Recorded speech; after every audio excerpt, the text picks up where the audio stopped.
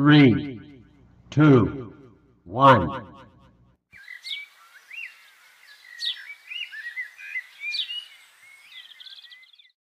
Harga dalam ekonomi termasuk salah satu unsur bauran pemasaran yang menghasilkan pendapatan. Harga adalah unsur program pemasaran yang paling mudah disesuaikan. Dari ciri-ciri produk, saluran, bahkan promosi membutuhkan lebih banyak waktu. Harga juga mengkomunikasikan posisi nilai yang dimaksudkan perusahaan tersebut kepada pasar tentang produk atau mereknya. Sebagai produk yang dirancang dan dipasarkan dengan baik, dapat menentukan premium harga dan mendapatkan laba besar.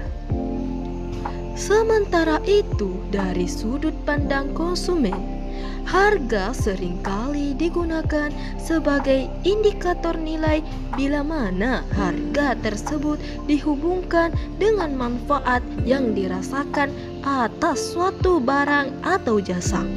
Dengan demikian, pada tingkat harga tertentu, bila manfaat yang dirasakan konsumen meningkat, maka nilainya akan meningkat pula.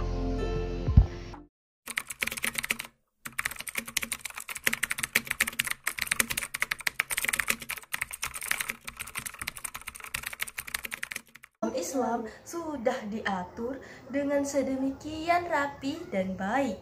Kita diperintahkan untuk melakukan hal yang sesuai dengan syariat. Dalam melakukan segala suatu hal itu, Islam mengajarkan kita betapa pentingnya untuk memerhatikan kehalalannya. Perintah tersebut telah ditulis dalam Al-Quran dalam Surah An-Nahl ayat 114 sampai 116. Mari kita simak bersama-sama. Bismillahirrahmanirrahim. Kulu mimma razaqakumullahu halalan tayyiban washkuru ni'matallahi in kuntum iyyahu ta'budun.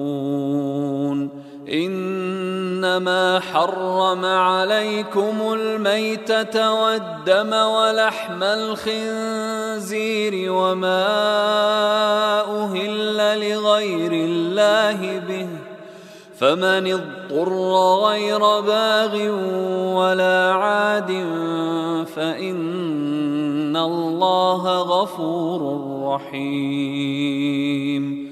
ولا تقولوا لما تصف ألسنتكم الكذب هذا حلال وهذا حرام لتفتروا على الله الكذب إن الذين يفترون على الله الكذب لا يفلحون. Yang artinya, maka makanlah yang halal lagi baik dari rezeki yang telah diberikan Allah kepadamu. Dan syukurilah nikmat Allah jika kamu hanya kepadanya saja menyembah. Sesungguhnya Allah hanya mengharamkan atasmu bangkai, darah, daging babi, dan apa yang disembelih dengan menyebut nama selain Allah. Tetapi barang siapa yang terpaksa memakannya dan tidak menganiaya dan tidak pula melampaui batas, maka sesungguhnya Allah Maha Pengampun lagi Maha Penyayang. Dan janganlah kamu mengatakan terhadap apa yang disebut-sebut oleh lidahmu secara dusta, ini halal dan ini haram, untuk mengada-adakan kebohongan terhadap Allah. Sesungguhnya orang-orang yang mengada-adakan kebohongan terhadap Allah tiadalah beruntung. Komoditas halal, komoditas atau barang yang bisa ditransaksikan atau sebagai sarana konsumsi dan produksi, yaitu suatu objek atau jasa yang halal, yang memiliki nilai ekonomis yang bisa digunakan untuk mewujudkan maslahah, baik manfaat fisik ataupun non-fisik, yaitu berupa pahala. Salah satu hadis mengenai penetapan harga yang diriwayatkan dari Anas radhiyallahu anhu pernah terjadi pada masa Rasulullah Shallallahu Alaihi Wasallam. Harga-harga barang naik di kota Madinah. Kemudian para sahabat meminta Rasulullah Shallallahu Alaihi Wasallam menetapkan harga. Maka Rasulullah bersabda, sesungguhnya Allah Subhanahu wa Ta'ala adalah Zat yang Maha menetapkan harga, yang Maha memegang, yang Maha melepas, dan yang Maha memberikan rezeki. Aku sangat berharap bisa bertemu Allah Subhanahu wa Ta'ala tanpa seorang pun dari kalian yang menuntutku dengan tuduhan kezaliman dalam darah dan harta.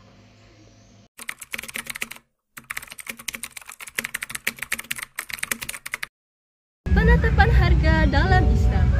Penetapan harga dalam Islam berdasarkan sunnatullah atau berjalan secara alami sesuai kondisi pasar tanpa menentukan dari kekuasaan manusia. Jika demikian adanya, maka penentuan harga yang menimbulkan ketidakseimbangan pada pasar berarti akan menimbulkan kerugian bagi pembeli atau penjual. Ini adalah suatu kezaliman. Oleh karena itu, harga harus sesuai dengan kekuatan penawaran dan permintaan di pasar. Artinya, harga barang tidak boleh ditetapkan oleh pemerintah karena ketentuan harga tergantung pada interaksi permintaan dan penawaran. Namun demikian, Islam masih memberikan peluang pada kondisi tertentu untuk melakukan intervensi harga bila para produsen atau penjual melakukan kecurangan yang menekan dan merugikan konsumen.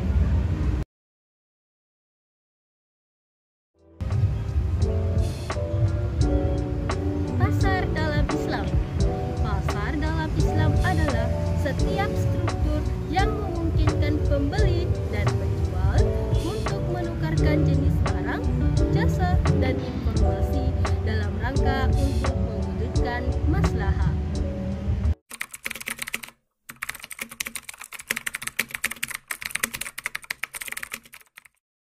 Wajar dalam berkonsumsi, hal yang pertama yang sering diperhatikan yakni harganya. Namun, dalam ajaran Islam, hal yang perlu dilihat adalah bagaimana kemaslahatan dari produk yang dibeli, baik untuk diri sendiri ataupun orang lain. Kemudian disusul dengan faktor lainnya seperti kualitas dan harganya. Hal ini karena ada suatu produk memiliki kualitas yang sama, harga yang berbeda, namun kemaslahatannya sama. Ada barang dengan kualitas yang berbeda, harga berbeda, tapi kemaslahatannya berbeda pula, dan berbagai lainnya. Kemaslahatan dan ketoyiban menjadi landasan utama dalam melaksanakan kegiatan konsumsi untuk mencapai kesejahteraan di dunia dan di akhirat. Begitu pula dalam melakukan penetapan harga untuk suatu produk atau menetapkan harga di mata produsen. Dalam hal penawaran atau menjual, poin pertama dalam menetapkan harga yakni kemaslahatan dan ketoyibannya. Tetap untung, namun memerhatikan apakah harga tersebut tidak merugikan orang lain. Apakah adanya manfaat apabila masyarakat membeli barang tersebut dan sesuai dengan syariat atau halal.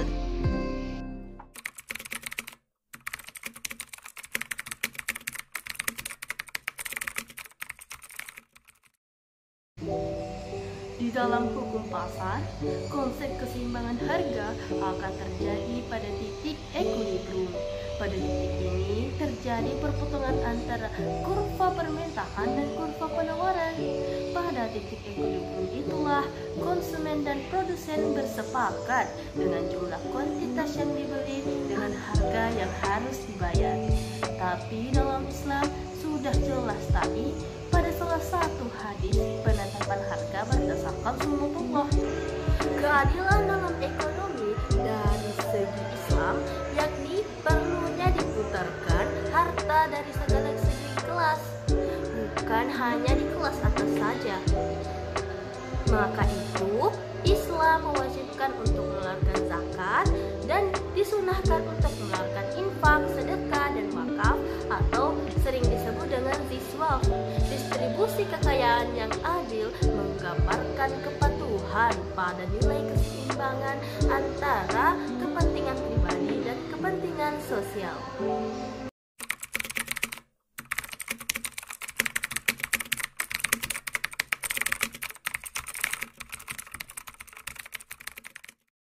Kemudian selanjutnya distorsi pada harga keseimbangan muslim. Distorsi yang mengganggu harga keseimbangan muslim terdiri dari dua, yakni distorsi yang disengaja dan yang tidak disengaja seperti bencana alam. Distorsi yang disengaja seperti rekayasa dalam permintaan muslim, rekayasa dalam penawaran muslim, tadris dan takrir. Sedangkan yang tidak disengaja yaitu dalam keadaan darurat, misalnya harga bahan pangan sangat mahal karena bencana alam dan lain-lain sebagainya. Nah, itulah tadi pembahasan kita tentang topik perilaku muslim dalam penetapan harga. Dalam penetapan harga sudah diatur oleh Allah, namun Islam masih memberikan peluang pada kondisi tertentu.